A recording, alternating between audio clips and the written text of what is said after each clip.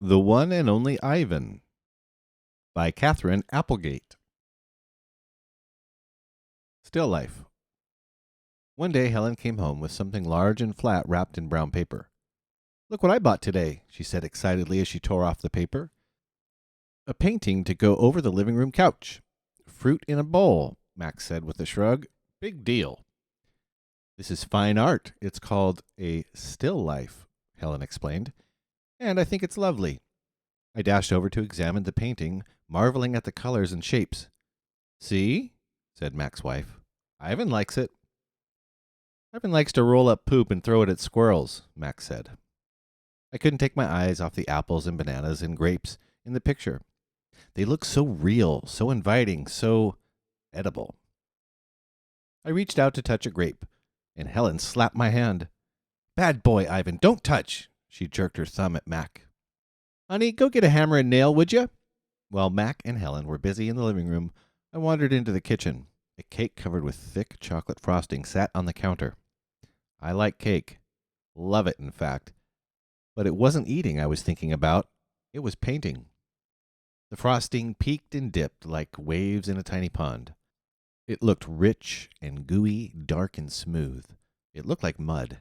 I scooped up a handful of frosting. I scooped up another. I headed to the refrigerator door. It was perfect, an empty white waiting canvas. The frosting wasn't as easy to work with as jungle mud. It was stickier and, of course, more tempting to eat. But I kept at it. I scraped off every last bit of frosting. I may have eaten a little cake, too. I don't remember what I was trying to paint. A banana, most likely. I suppose I knew I was going to get in trouble. But at that moment, I just didn't care. I wanted to make something, anything, the way I used to. I wanted to be an artist again. Punishment. I soon learned that humans can screech even louder than monkeys. After that, I was never allowed in the kitchen. Babies. Back in those days, the Big Top Mall was smaller. It had a pony ride, a wooden train that bustled around the parking lot, a few bedraggled parrots, and a surly spider monkey. But when Mac brought me, a baby gorilla dressed in a crisp tuxedo, to the mall, everything changed. People came from far and wide to have their pictures taken with me. They brought me blocks and a toy guitar. They held me in their laps. Once, I even held a baby in mine. She was small and slippery. Bubbles flowed from her lips. She squeezed my fingers. Her rear was puffy with padding. Her legs bowed like bent twigs. I made a face, and she made a face. I grunted, she grunted. I was so afraid she would fall that I squeezed her tightly, and her mother yanked her away. I wonder if my mother ever worried about dropping us. We always held on, but that's easier to do when your mother is furry. Human babies are an ugly lot, but their eyes are like our babies' eyes, too big for their faces and for the world. Beds. One day, after many weeks of loud talking, Helen packed a bag and slammed the front door and never came back. I don't know why. I never know the why of humans. That night, I slept with Mac in his bed. My old nests were woven of leaves and sticks and shaped like his bathtub, cool green cocoons. Mac's bed, like mine, was flat, hot, without sticks or stars. Still, he made a sleeping sound like the rumble my father used to make when all was well, the sound from deep inside his belly. My place. Mac grew sullen. I grew bigger. I became what I was meant to be, too large for chairs, too strong for hugs, too big for human life. I tried to stay calm, to move with dignity. I did my best to eat daintily. But human ways are hard to learn, especially when you're not human. When I saw my new domain, I was thrilled. And who wouldn't have been? It had no furniture to break, no glasses to smash, no toilets to drop Mac's keys into. It even had a tire swing.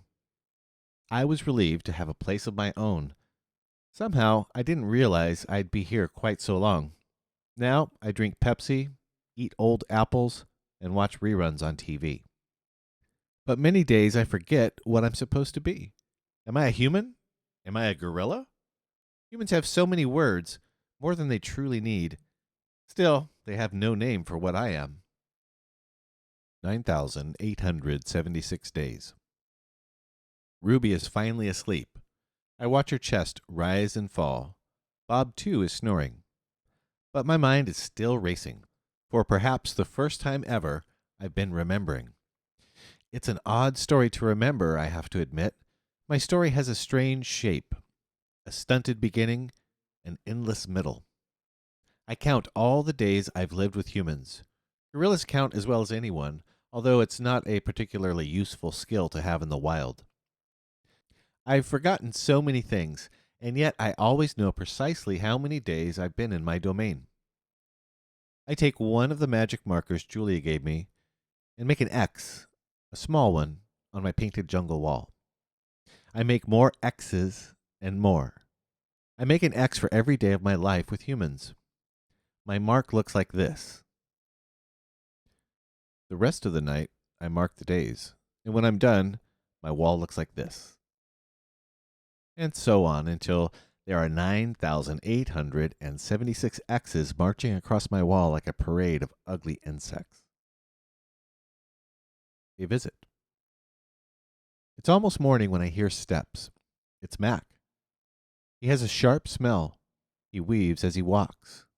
He stands next to my domain. His eyes are red. He's staring out the window at the empty lot. "Ivan, my man," he mumbles. "Ivan." He presses his forehead against the glass. "We've been through a lot, you and me." A new beginning. We don't see Mac for 2 days. When he returns, he doesn't talk about Stella. Mac says he's anxious to teach Ruby some tricks. He says the billboard is bringing in more visitors. He says it's time for a new beginning. All afternoon and into the evening, Mac works with Ruby. Ruby's feet are looped with rope so that she cannot run. A heavy chain hangs off her neck. Mac shows her Stella's ball, her pedestal, her stool. She introduces her to Snickers. When Ruby obeys Mac, he gives her a cube of sugar or a bit of dried apple. When she doesn't, he yells and kicks at the sawdust. When George and Julia arrive, Mac is still training Ruby. Julia sits on a bench and watches them. She draws a little, but mostly she keeps her eyes on Ruby. Bob watches too. He's hiding in the corner of my domain under Not Tag. It's raining outside, and Bob does not like damp feet. Ruby trudges behind Mac, her head drooping. Endlessly they circle the ring. Sometimes Mac slaps her flank with his hand. Suddenly Ruby jerks to a stop. Mac pulls the chain hard, but Ruby refuses to move.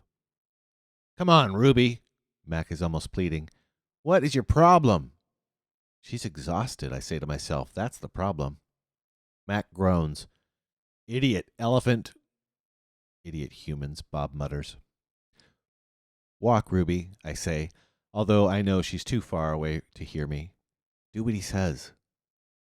"Walk," Mac commands. "Now." Ruby doesn't walk. She plops her rump on the sawdust floor. "I think maybe she's tired," Julia says. Mac wipes his forehead with the back of his arm. "Yeah, I know. We're all tired." He pushes Ruby with the heel of his boot. She ignores him. George looks over from the food court, where he's wiping off tables. "Mac," he yells, "maybe you should call it a day. I'll close up." Mac yanks on Ruby's chain. She's as anchored as a tree trunk. He pulls harder and falls to his knees. "That does it," Mac says. He brushes sawdust off his jeans.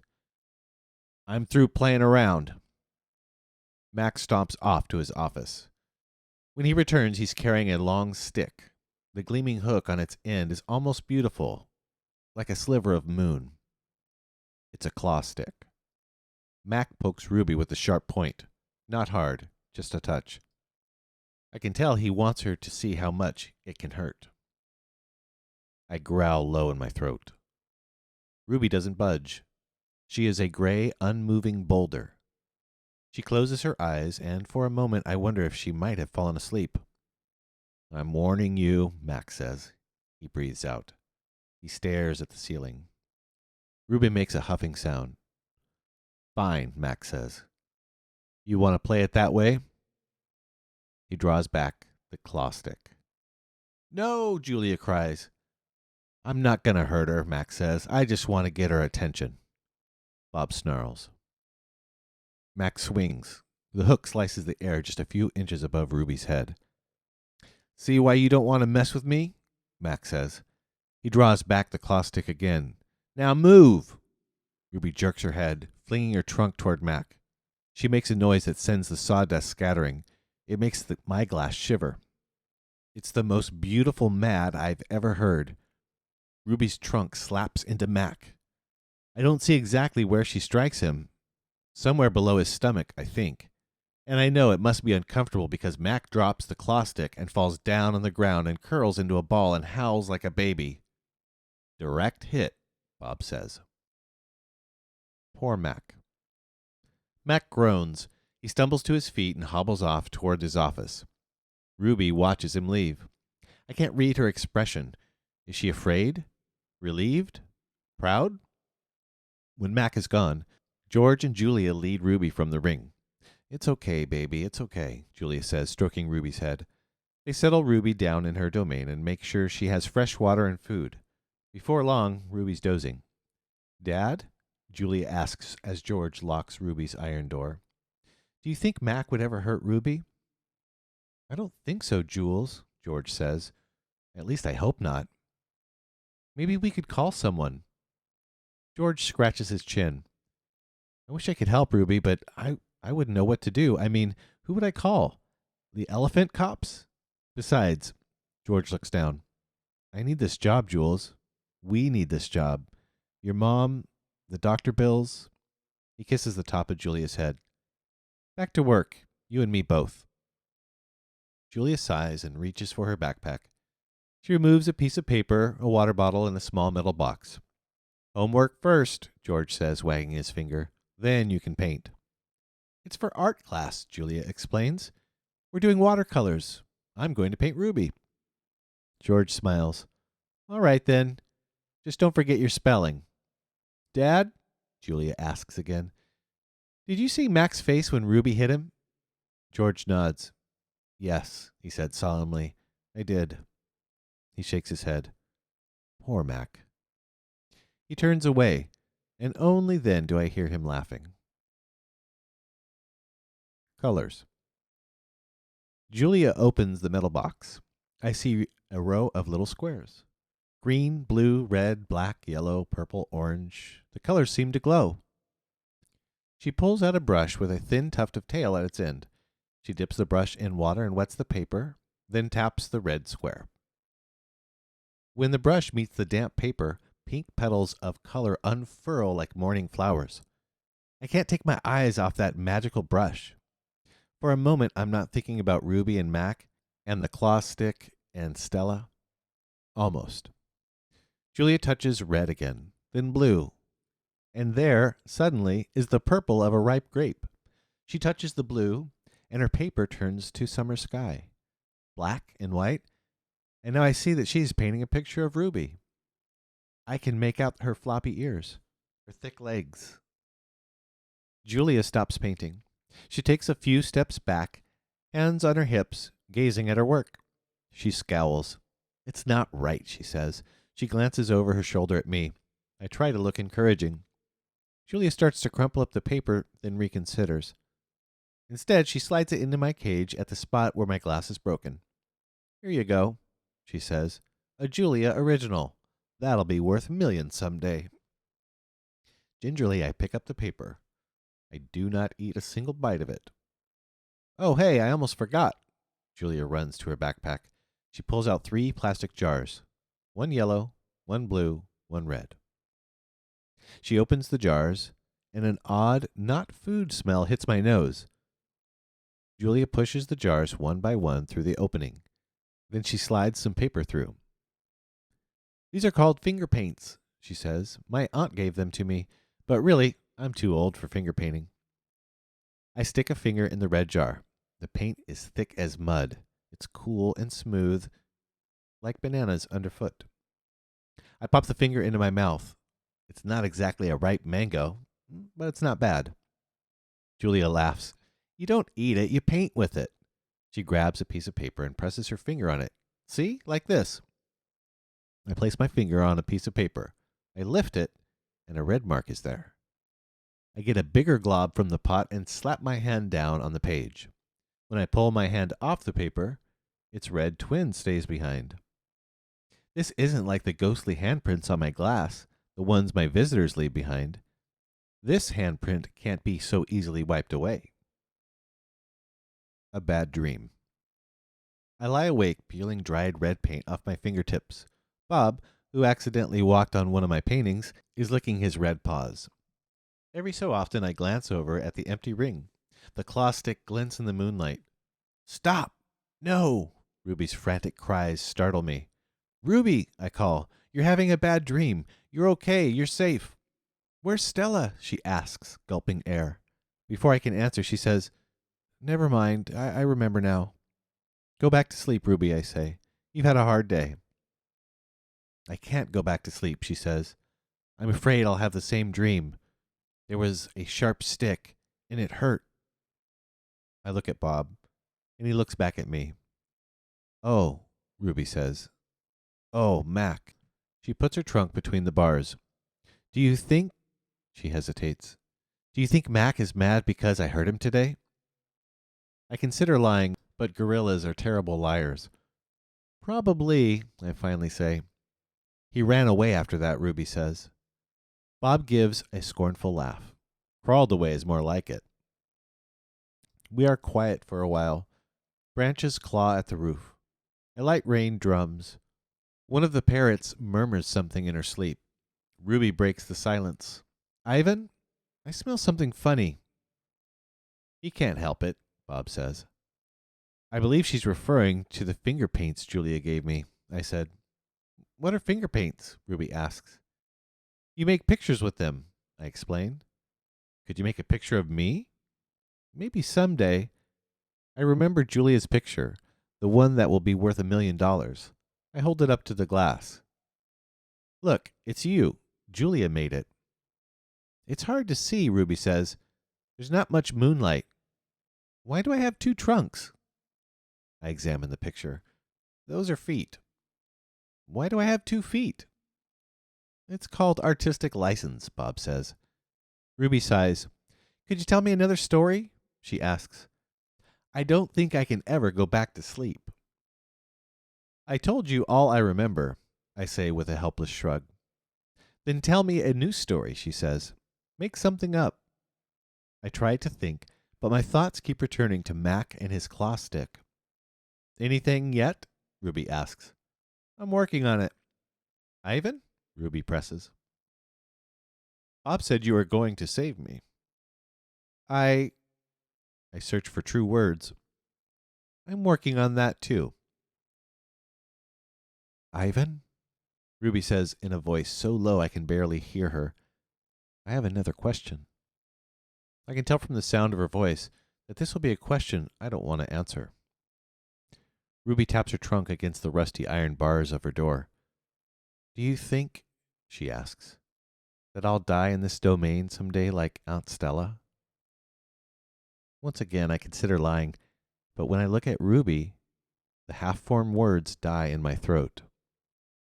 Not if I can help it, I say instead. I feel something tighten in my chest, something dark and hot. And it's not a domain, I add. I pause, and then I say it. It's a cage. The story. I look at the ring, layered with fresh sawdust. I look at the skylight, the half-hidden moon. I just thought of a story, I said. Is it a made-up story or a true one? Ruby asks. True, I say. I hope.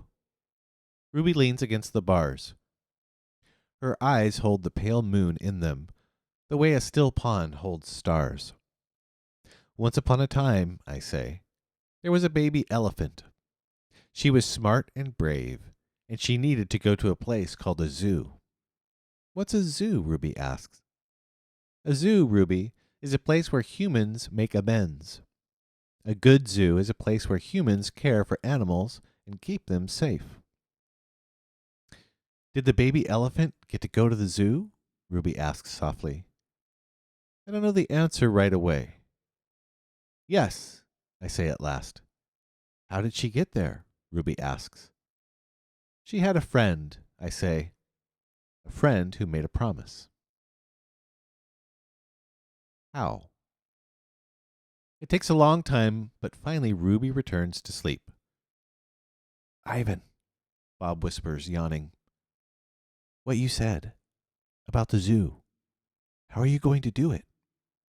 Suddenly I feel as if I could sleep for 1,000 days. I don't know, I admit. You'll have to think of something, Bob says confidently, his voice trailing off as his eyes close. What if I don't? I ask, but Bob is already asleep. His little red feet dance, and I know he's running in his dreams.